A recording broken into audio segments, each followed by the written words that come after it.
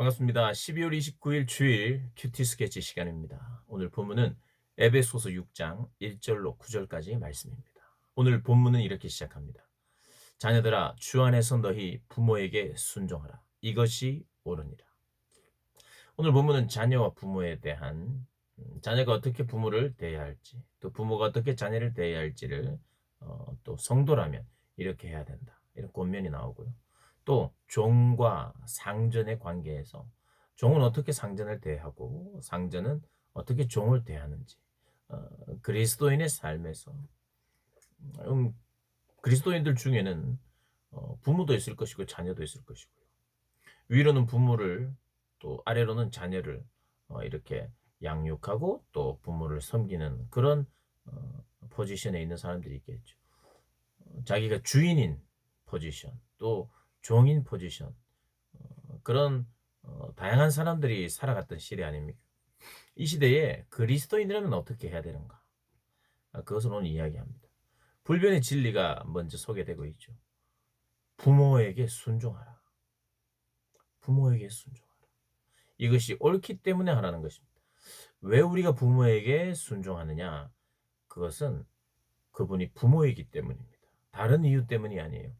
그분이 뭐 돈을 벌어줬기 때문에, 그분이 우리에게 먹을 것을 제공하기 때문에, 우리에게 또 학교를 보내주고 공부를 시키기 때문에가 아니라, 그분이 우리 부모이기 때문에, 그분이 우리 아버지이기 때문에, 어머니이기 때문에 순종해야 돼요.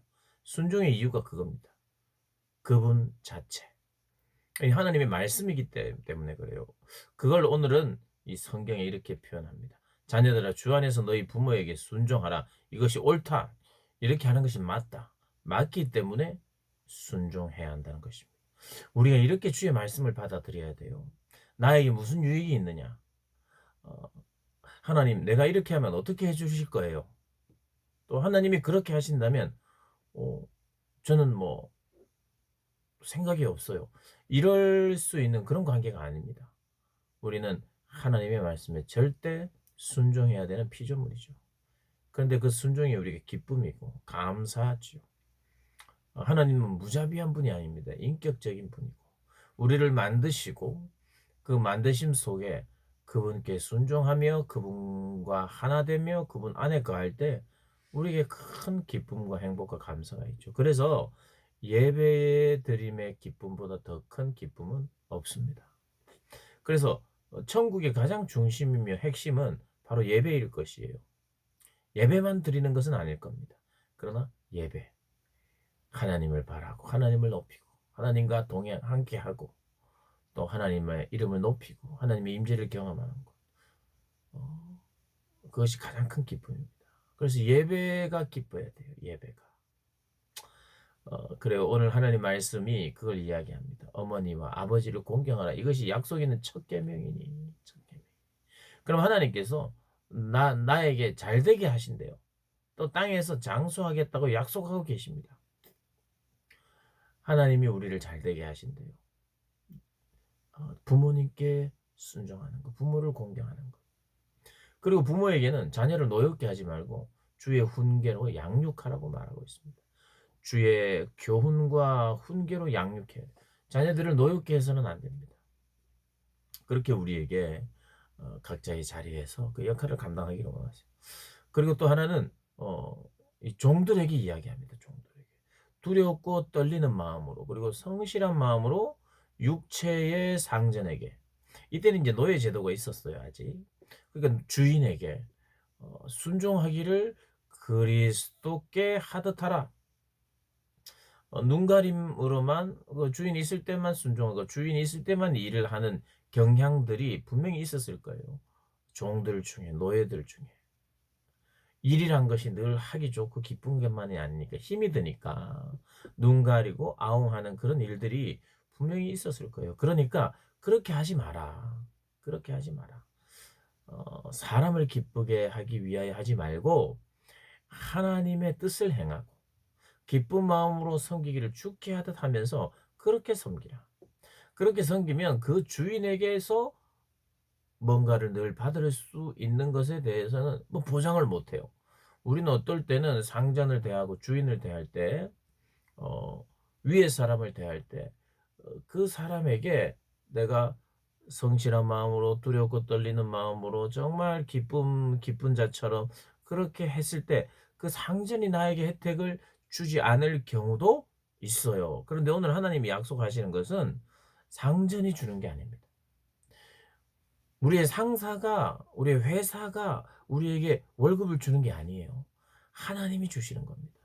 그래서 하나님은 그 사람이 자기의 삶의 자리에서 어떤 대가를 바라는 것이 아니라 상전이기 때문에 내가 최선을 다하여 섬기고 존경하고 존중하고 그렇게 하라고 말씀하시고 어찌 되었든지 그렇게 하면 하나님이 무슨 선을 행하든지 누구에게 선을 행하든지 종이나 자유인이나 주께로부터 그게 종이든 자유인이든 주께로부터 받겠다는 거예요. 선을 행한 것에 대한 하나님의 이 열매, 상 주시겠다는 거예요. 믿음이란 게 뭐냐? 눈에 보이는 대로 내가 상전을 이렇게 잘 섬기면 상전이 나에게 주겠지. 이게 믿음이 아니고요. 상전을 잘 섬기라고 하신 하나님의 말씀을 받들어서 뭐 우리 직장인들이 있다면 회사에서 또 학교에서는 선생님에게 또 학교에서는 선배에게 정말 그런 마음으로 선을 행하며 그들을 존중하며 그렇게 그런 태도로 그렇게 하면 그 선배나 그 직장 상사나 그 직장 사장이나 주인이나 그 어떤 사람이 나에게 어 무언가를 주지 않아도 하나님이 주시는 거예요. 그래서 내가 그 상전에게 정말 잘해서 그 상전이 주는 것 역시도 그것도 상전이 주는 게 아니라 하나님이 주시는 거예요. 그렇다고 해서 상전에게 고마워하지 말라는 게 아니에요. 고마워해야죠. 정말 감사해야죠. 그런데 믿음이란 뭐냐면 이 모든 출처는 하나님으로부터 온다는 거예요. 그러니까 하나님께 감사하고 또 일정 부분 떼어서 구별해서 하나님께 드리는 거죠. 내가 땀 흘려서 내가 수고했기 때문에 내 것이다라고 생각하는 사람은 내가 땀을 흘린 대가라고 생각하는 사람 이게 그걸 나쁘다고 말하는 사람은 아무도 없어요. 그런데 성경은 내가 땀을 흘렸기 때문에 얻은 것이 아니라 내가 땀을 흘리고 수고하고 하나님의 말씀대로 순종하며 믿음으로 살았더니 하나님이 주시는 거예요. 하나님이. 이게 하나님의 것이에요. 이 믿음이란 것은 이 모든 것이 하나님의 것이에요. 나의 땀의 어떤 거로 자꾸 이렇게 생각하는 것이 아니라 하나님이 주신 거니까 당연히 하나님의 것을 또 떼어 놓는 거죠. 그러니까 믿음은 이런 상황에서 우리가 때때로 그럴 때 있잖아요. 그 이상한 상전이 있고요. 조직이 이상한 보스가 있고 이상한 선배가 있을 수 있어요. 그런데 내가 후배라면 그리고 내가 종이라면 내가 상사를 모시는 사람이라면 그에 대한 태도를 하나님은 이렇게 하고 기쁜 마음으로 섬기기를 주께 하듯 하라. 사람에게 보이려고 하지 말고 사람에게 기쁨을 주고자 하지 말고 하나님의 말씀에 말하기 때문에. 그래서요. 지금은요. 종처럼 부리면 큰일 납니다. 그죠? 갑이다, 을이다 하는 이야기를 가지고 우리는 사람을 인격적으로 모독하거나 사람의 이 평등한 사람 사이에서 갑질을 하는 것이 지금 이 사회는 얼마나 큰 문제입니까? 그러나 이 시대에는 이게 그런 제도였어요. 기독교인들은 어떠한 상황에서도 그 상황에서의 태도를 견지해야 됩니다. 그런 거 이런 겁니다. 우리는 자 부모도 잘못을 할 때가 있겠죠. 근데 부모의 잘못을 바로잡는 방법은 좀 달라야 돼요. 함부로 함부로 부모 취급 안 하거나 이런 것은 하나님 앞에 큰 죄입니다. 부모를 사랑하는 마음으로 부모가 잘못됐을 때는 부모의 어떤 잘못을 바로잡을 때는 우리의 부모와 자식 사이에 저는 부모님이 나의 공경의 대상이고 순종의 대상입니다. 늘 그 태도를 견지합니다. 그러나 이 부분에서 부모님 정말 잘못하신 것 같습니다. 그러나 나의 태도는 부모님에 대한 순종이고 부모님을 공경하려 합니다. 이 메시지가 늘 있어야 돼요. 그러면서 부모를 조금 바로잡을 수 있겠죠. 상전도 마찬가지입니다. 상전도 뭐 pitget을 들을 수도 있고 뭐 여러분 이 시대를 어 자 뭐 어디서든지 문제가 있고 또 이 관계 속에서 문제가 생겼을 때 어 나의 나의 이익이나 나의 기분이나 나의 화를 풀기 위한 그 어떤 것의 태도를 우리가 가지면서 함께 행동하는 것은 다시 한번 생각해 봐야 돼요. 뭐냐면 상전들도 주인들도 잘못될 때가 있겠죠. 그것을 바로잡는 방법은 뭐냐? 바로잡는 방법은 부모 자식이 부모에게 바로잡듯이 똑같아요. 적어도 내 한 회사에 내가 어떤 한 조직에 잘못된 사람이 있을 때 어 여전히 상전이기 때문에 하나님께서 허락하신 이 조직 안에서의 어떤 질서이기 때문에 나는 성실한 마음으로 그를 대하는 그런 마음이 빼앗기면 안 된다 이 말이에요. 정말 화난 일이고 정말 나쁜 상사가 있어요. 있긴 있습니다. 그러나 우리가 이 말씀을 기억해야 돼요. 어떠한 태도로 그 잘못을 바로잡느냐예요. 막 상사를 막 그냥 인간 이하 취급하면서 그런 발언하고 그런 글을 쓰고 그런 욕을 하는 것은 성경은 지지하지 않아요. 잘못된 것을 우리가 바로잡아가는 하나님의 은혜를 통해서 바로잡아 이 노예 제도는 이 종의 제도는 하나님 기뻐하시는 제도가 아니었어요. 그러나 이 당시에는 당장 바로 급변하여 제도가 바뀌지는 않았어요. 그리 이 기독교 가치관이 서서히 스며들면서 종의 제도, 노예 제도가 없어졌죠. 점점 없어진 거죠.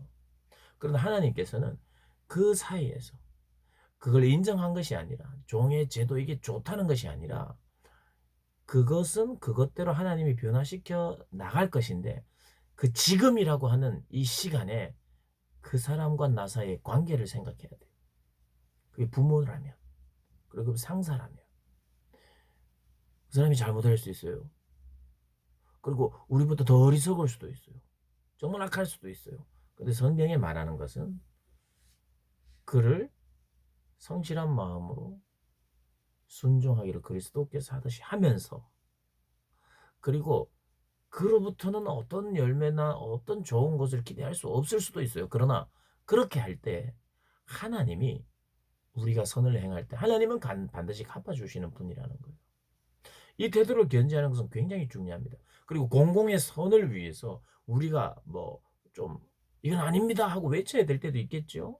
그런데 그때 역시도 공공의 선을 위하여 한다고 하면서 이것이 나의 분을 풀기 위하여 한다든지 이 관계를 깨뜨리면서 하는 것은 성경이 지지하는 것이 아니라는 걸 반드시 기억하시기를 바라요. 그래서 우리의 마음이 참 하나님 앞에 머무는 시간이 그렇게 그래서 중요합니다. 우리의 욱하는 것, 우리의 감정을 이게 뭐 정당하지 않느냐라고 말하는데 우리는 언제나 우리의 감정도 성경 안에 넣어서 이 내가 가지는 감정과 나의 어떤 정당함을 성경 안으로 가져가 들어와서 성경 안에서 내가 머물러 해석하면 하나님 정말 해석해 주십니다. 하나님의 방법도 분명히 주세요. 내 태도를 분명하게 해 주십니다. 그리고 그런 가운데도 내 마음에 평안을 주십니다. 바보처럼 당하거나 또 뭐 바보처럼 아무것도 몰라 가지고 그냥 '나는 모르겠다.' 이렇게 살아서 절대 안 돼요. 성경은 "에이 바보처럼 당하는 대로 그래도 참아라." 이런 말을 하는 게 아니에요. 중요한 것은 하나님이 허락하신 관계 안에서 그리스도인이라면 내가 어떠한 태도를 견지하는가. 오늘 여러분 그런 마음으로 본문을 묵상하시고 그래서 내가 어떻게 해야 될지를 하나님께 이 성경 안으로 들어와서 그 안에서 내 정서와 내 감정을 하나님 앞에서 이 테두리 안에 이 기준 안에서 나를 바라볼 때 하나님이 아름답게 교정시켜 주시고 견고하게 해 주시는 것을 경험할 수 있을 것입니다. 그런 건강한 태도를 견지하면서 승리하면서 살아가시길 주님의 이름으로 축복합니다.